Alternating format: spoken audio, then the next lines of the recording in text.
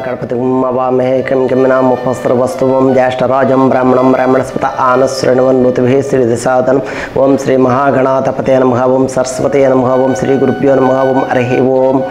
ఈ రోజు సూర్య భక్తి ఛానల్ ద్వారా గాయత్రి మంత్రం యొక్క మూలము తెలియపరుస్తున్నాను। గాయత్రి మూలం యొక్క విశిష్టత, గాయత్రి అంటే ఏమిటి, వీటి గురించి 24 అక్షరములకు 24 మంది ఎవరు ఋషులు, 24 మంది యొక్క దేవతలు తెలియపరచడం జరుగుతున్నది। గాయత్రి అన్న పేరు అర్థం ఏమిటి? చాలామంది గాయత్రి అంటే మంత్రము పేరు ఒకటే అనుకుంటూ ఉంటాము, కానీ అదే పేరు అనేక అర్థాలను కలిగి ఉంటుంది। కానీ సందర్భాన్ని బట్టి ఆ పేరుకు ఏ అర్థం సరిపోతుందోనని కానీ అనేకులకు తెలియజేయడమే చెప్పాలి। అందుకు ఇక్కడ గాయత్రి అన్న మాటకు ఎన్ని అర్థాలు ఉన్నాయో తెలుసుకుందాము।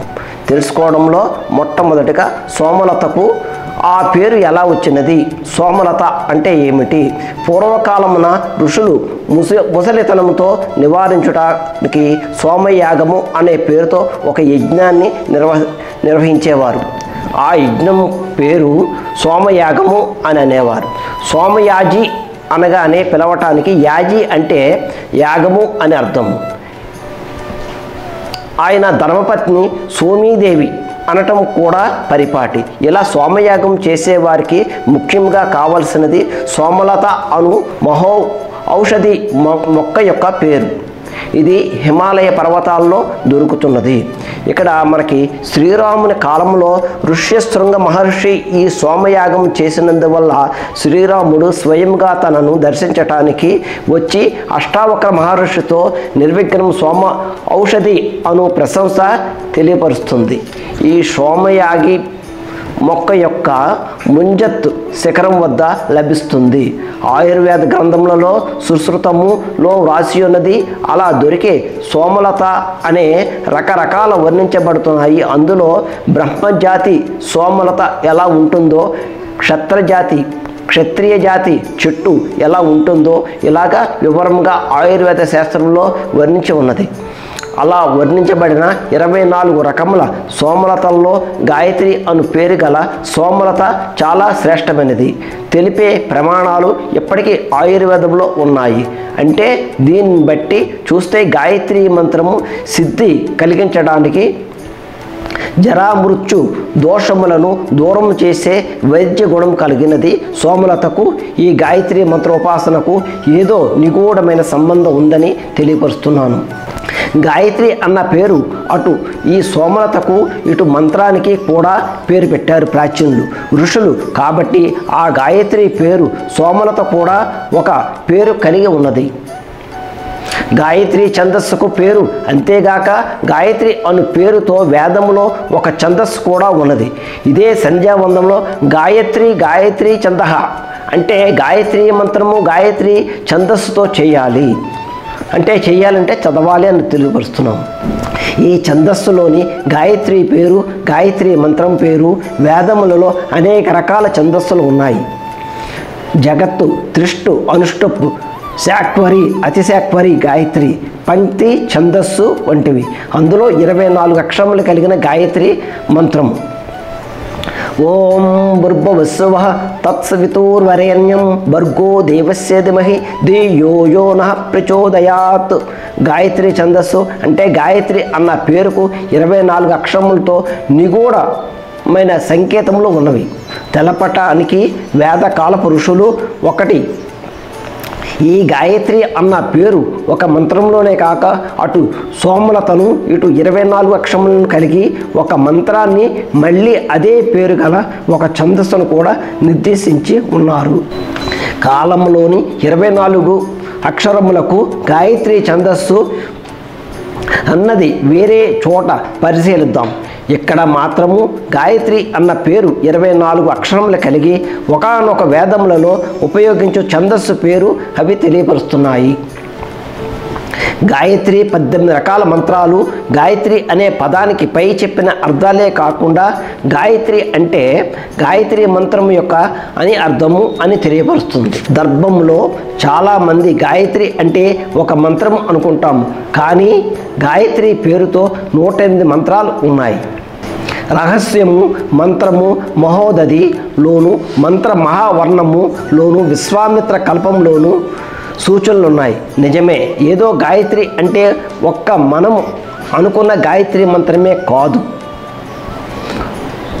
నిజానికి ఉదాహరణకు విష్ణు గాయత్రి, లక్ష్మీ గాయత్రి, దేవి గాయత్రి, నృసింహ గాయత్రి, సుదర్శన గాయత్రి, బ్రహ్మ గాయత్రి, రుద్ర గాయత్రి, ఇలా రకరకాల గాయత్రి మంత్రాలతో అన్నీ కలిపి ఉన్నట్టు వ్యాపింపచేస్తున్నాయి. ఇంతేకాకుండా మన మనసులో గాయత్రి మంత్రంలోనే 4 పాదాలు ఉన్నాయి. మోక్ష గాయత్రి పేరు ఉపనయనంలో తెలిపేది 3 పాదాలు త్రిపదా గాయత్రి. అలానే 3 వ్యాహృతులతో చెప్పే గాయత్రి వేరు, 7 వ్యాహృతులతో చెప్పే గాయత్రి వేరు. అందులోనూ ప్రతి పాదంలోనూ 7 వ్యాహృతులతో చెప్పే గాయత్రి ప్రతి పాదంలోనూ ఓంకారంతో ప్రతి వ్యాహృతికి ఓంకారం చేర్చితే వచ్చే గాయత్రి మంత్రం పేరు. ఇలా ఇక్కడ చాలా రకరకాలుగా ఉన్నాయి. ఇక్కడ ఓంకారానికి విలువ కట్టలేని పదము అకార ఉకార మకారములతో కలిగి ఉన్నది ఓంకారం. ఈ ఓంకారం ఉచ్చటన వీటి ద్వారా ఉపయోగపడే భేదాలు, ఫలితాలు, భేదాలు, జప విధానాలు, ఉచ్చరణ భేదము, దేవతా స్వరూపములు, చాలా రకాల విషయాలు రహస్యంగా ఇందులో ఇమిడీకృతమై ఉన్నాయి. బ్రహ్మాస్త్రమే గాయత్రి. అలానే చాలామందికి బ్రహ్మాస్త్రం అనే పేరు గల అస్త్రము ఈ గాయత్రి మంత్రంలో విలోమముగా ప్రయోగించినందువల్ల ఏర్పడే సంహార శక్తి అని అస్త్రం అని తెలుస్తుంది. ఇలాంటి బ్రహ్మాస్త్రాన్ని రాముడు దర్భతో అభిమంత్రించి ప్రయోగిస్తే 3 లోకాలు తిప్పి కాకాసురుడనే రాక్షసుని సంహారం చేసింది. ఇదే విధముగా మహాభారతంలో అశ్వత్థామ ఆ పాండవస్తు అను బ్రహ్మ శిరోనామక అస్త్రాన్ని ప్రయోగించాడని 1000 సూర్యులను మించిన సహస్ర సూర్య ప్రతిబింబము బాసరమైన తేజస్సుతో కలిగి ఒక హైడ్రోజన్ బాంబులాగా దానివల్ల లోకములు తల్లడిల్లిపోయేలాగా వ్యాస మహర్షి రచించిన సంస్కృత మహాభారతములో వర్ణించాడు. అది మరి ఈ గాయత్రిలోనే స్పందించి మరి ఇంకొకటైనా దీనికి సమాధానముగు ఈ గ్రంథంలోని వశిష్ఠ కల్పమును విశ్వామిత్ర కల్పము నుంచి బ్రహ్మ శిరోనామమునకును అస్త్రమునకు చెప్పబడి ఉన్నది. ఈ మంత్రము ఈ గ్రంథంలో ఇచ్చాను, కానీ దానిని చదివినట్టు అలాగే జపం చేయటం వలన ప్రమాదకరమని, అది జపించడం వల్ల తేడా కూడా కనిపిస్తుందని, ఆ మంత్రము సరిగా చేయనందువల్ల మరణం కూడా సంభవిస్తుందని జాగ్రత్తలు తీసుకున్నారు. ఆనాడు గురువులు ఈ మహాశక్తి గల మంత్రాలను అనుష్ఠానం చేయటానికి వాటి జోలికి వెళ్ళవద్దని ఇతరులకు కూడా తెలియపరిచేవారు.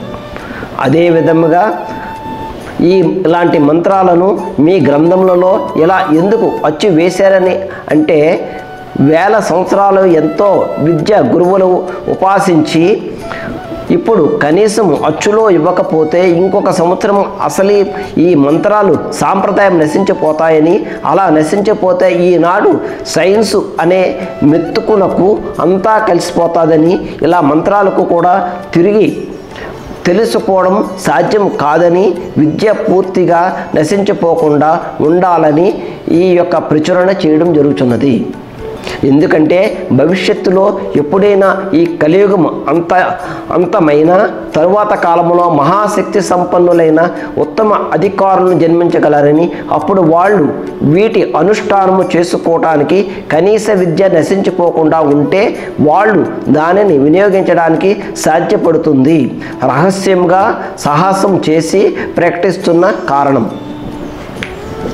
అంటే ఇప్పటి వరకు కూడా మనం గాయత్రి మంత్రం గురించి ప్రతి విషయంలోని ప్రతి అక్షరం గురించి మనం ఇప్పటి వరకు కూడా మనం తెలుసుకోలేదు. కాకపోతే ఇందులో ప్రచురించిన విధానంగా మనం ఇక్కడ నేను తెలియపరుస్తున్నాను. గాయత్రి అంటే బ్రహ్మ ఆండము, బ్రహ్మాస్త్రముకు పేర్లు ప్రాచీన గాయత్రి కల్పంలోని తెలిపే తాళపత్ర గ్రంథంలో చూస్తే ఈ గాయత్రి మంత్రము కొద్ది ప్రయోగములలో మార్పులతోనే బ్రహ్మాండం అంతయు కూడా అస్త్రము బ్రహ్మాస్త్రము అన్న అస్త్రము ఎలా ఏర్పడినదో ఈ గ్రంథంలో వివరించాను. అంతేకాకుండా వాటికి చేయవలసిన న్యాసము, ధ్యానము, జపము, మంత్రము గాక వీటికి ఉపసంహారము కూడా ఈ గ్రంథములో వివరించటం వలన జరిగింది. వాయువాస్త్రము గాయత్రి మంత్రం తర్వాత అధ్యాయంలో గాయత్రి మంత్ర విధానంలో వాయుదేవుని ఆవాహన చేసి ధ్యానము గాయత్రి మంత్రములతో వాయువాస్త్రము సంధించే ప్రకారం మళ్ళీ దాని ఉపసంహారణ చేసే పద్ధతి ప్రాచీన ప్రమాణములలో గ్రంథములలో ఇచ్చి దాని ఆధారం చేసుకుని వివరించాను. దీన్ని బట్టి చూస్తే గాయత్రి మంత్రంతో ఏదైనా ఆవాహన చేస్తే తద్వారా అదే దేవతను సాధించవచ్చని తెలియపరుస్తుంది. అనగా గాయత్రి మంత్రము ఇతర మంత్రముల వలె కేవలము ఒక మంత్రమే కాదు. గాయత్రి విద్య ఒక మహావిద్యలోకెల్లా శీర్షము వంటి బ్రహ్మాది విద్యలకల్లా అని తెలియవలను. అందుకే ప్రతి మంత్రంలోనూ గాయత్రి మంత్రంతో ప్రయోగిస్తే సౌకర్యంగా ఉన్నందువలన దీనికి నిదర్శనము వాయుశాస్త్రముగా గాయత్రి అనుసంధానము ఇవ్వడం జరుగుతున్నది.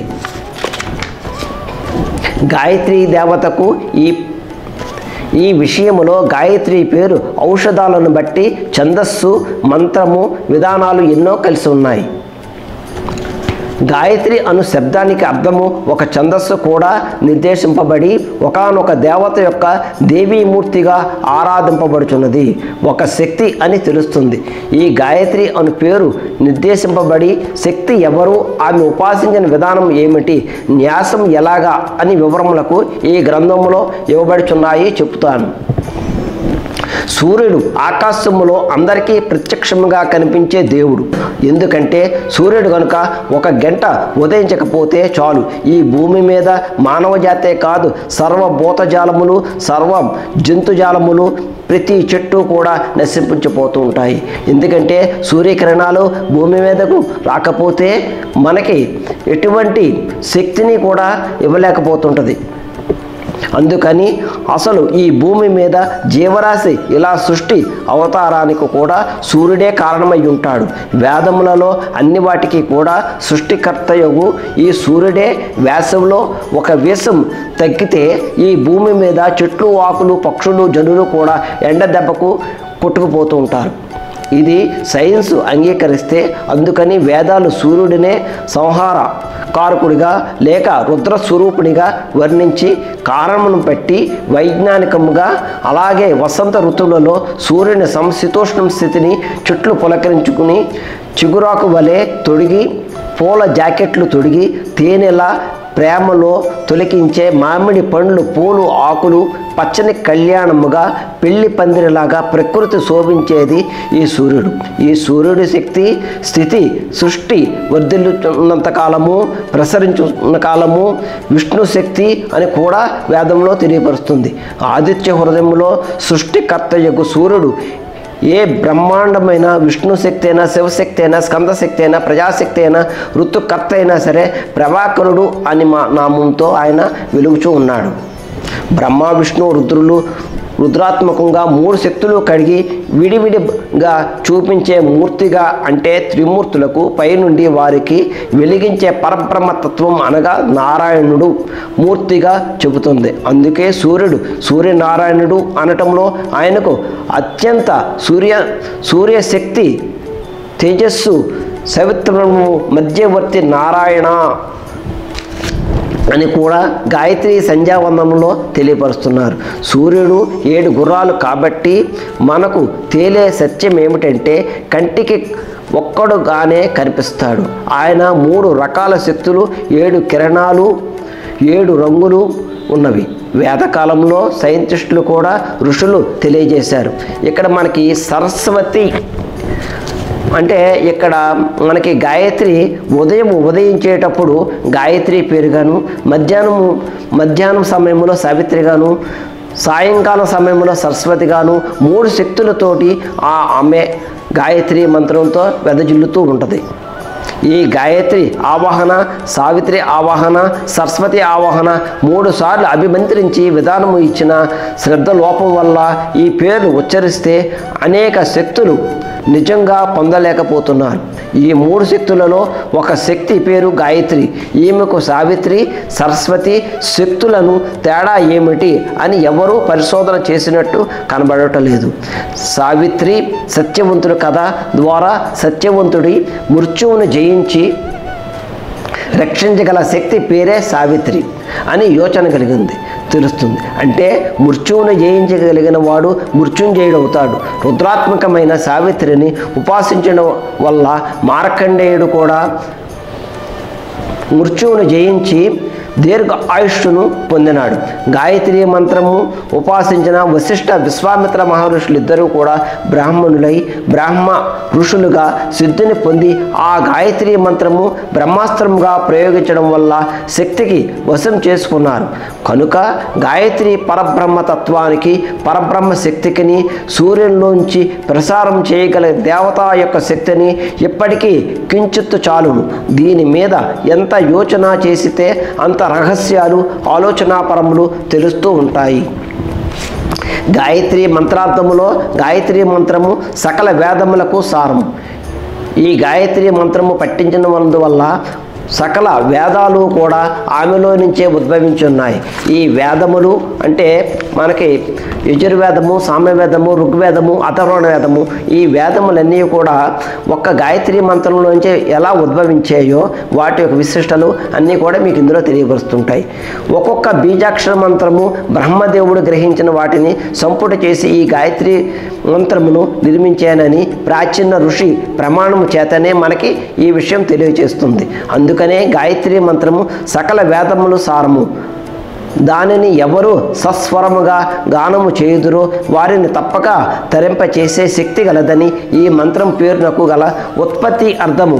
గాయత్రి చేతన్ త్రాయతి ఇది గాయత్రి అను ప్రమాణము చేత గాయత్రి మంత్రం గానము చేయు పద్ధతి కూడా ఉన్నది.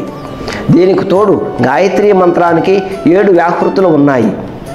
అవి తెలుసును. వ్యాహృతులు అనే పదమునకు వ్యవహరించున్నది అని అర్థము. వ్యవహరించుట అనగా గట్టిగా ఉచ్చారణ చేయుట అని అర్థం. అలా ఉచ్చారణ చేసి శ్వాసతో కూడి వ్యవహరించుట జరుగు ప్రాణాయామము ఫలము దీని వలన వచ్చి ప్రాణాయామమునకు కాపాడును. అర్థం కూడా స్ఫురించుచున్నది. ప్రమాణము బ్రహ్మశ్రీ ఉప్పులూరి గణపతి శాస్త్రి గారి చెప్పారు. వేదములో గయాన్ అంటే ప్రాణాయామము అని అర్థము. రక్షించడం వల్ల అనగా త్రయతి అను అందుచేత గయన్ త్రాయతి ఇది గాయత్రి లేక ప్రాణములను రక్షించినది గాయత్రి అని అర్థం. ఈ అర్థానికి ప్రణమము అను బహువచనం కూడా చెప్పుచున్నాము. ప్రాణము అనే ఒక్కటే అంటే యోగ శాస్త్రములో 5 ప్రాణములు చెప్పబడి ఉన్నాయి. ఆ 5 ప్రాణముల పేర్లు ప్రాణము, అపానము, వ్యానము, ఉదానము, సమానము. ఈ 5 పంచప్రాణాలు అని మనం తెలియపరుస్తున్నాము. ఈ గాయత్రి మంత్రం ప్రాణములు అంటే 5 ప్రాణాలు రక్షించేవి, శక్తివంతమైనవి, దీనివల్ల అర్థములు అవుచున్నవి. అందుకని గాయత్రి మంత్రం యొక్క ప్రాణాయామం చేయవలనని దీని రహస్యార్థము. కనుక ఆచమనం చేసిన తరువాత అన్ని పూజలలోనూ అది ఆచమన ప్రకారంగా గాయత్రి మంత్రంతో నిగూఢ రహస్యంగా తెలియపరుస్తున్నది. ఇలాగ ఉపాసించడం వల్ల గాయత్రి మంత్రము ఉపాసనకు ముందుగా మహామంత్రములోని బీజాక్షరములకు, వాటికి ఆధారభూతములకు శక్తులను, వాటి అధికారులను, ఋషులను ఎవరెవరో తెలిసి వారి గ్రహంతో కానీ మంత్రముతో కానీ సిద్ధి పొందవలెను. వారిని ధ్యానించడం వలన చేయుట వలన చాలా విశేషము. గాయత్రి మహామంత్రము గురించి ఈ అధ్యాయంలో ఉపాసనా రహస్యములను కొన్నింటిని తెలుపగలను. ముందుగా గాయత్రి మంత్రము 24 అక్షరములు సంబంధించిన ఋషులు, వాటి శక్తులు, న్యాసములు, అది మనము మళ్ళా మీకు వచ్చే ఎపిసోడ్లో మీకు 24 అక్షరముల గురించి, ఓంకారం గురించి, మూలాధారం నుంచి సహస్రార కమలములకు మన ఈ శరీరము శ్రీచక్ర రూపంలో ఉంటుంది కనుక ఆ శ్రీచక్ర రూపాన్ని ఎలాగ మనం ధ్యానించుచున్నామో అది మీకు రేపు ఎల్లుండు ఈ 2 రోజుల్లో కూడా మీకు తెలియపరుస్తాను. గాయత్రి మంత్రార్థము మూలము మీరు తెలుసుకోవాలనుకున్నప్పుడు సూర్యభక్తి టీవీ ద్వారా యూట్యూబ్ సబ్స్క్రైబ్ చేసి ఛానల్ ద్వారా మీరు బెల్ సింబల్ ఆన్ చేసుకుని ప్రతిరోజు కూడా వచ్చే ఈ ఛానల్ నుంచి వచ్చే ఎపిసోడ్స్ అన్నీ కూడా మీరు కరెక్ట్గా చూస్తూ ఉంటే దీని యొక్క మంత్రార్థములన్నీ కూడా మీకు పూర్తిగా తెలుస్తాయి.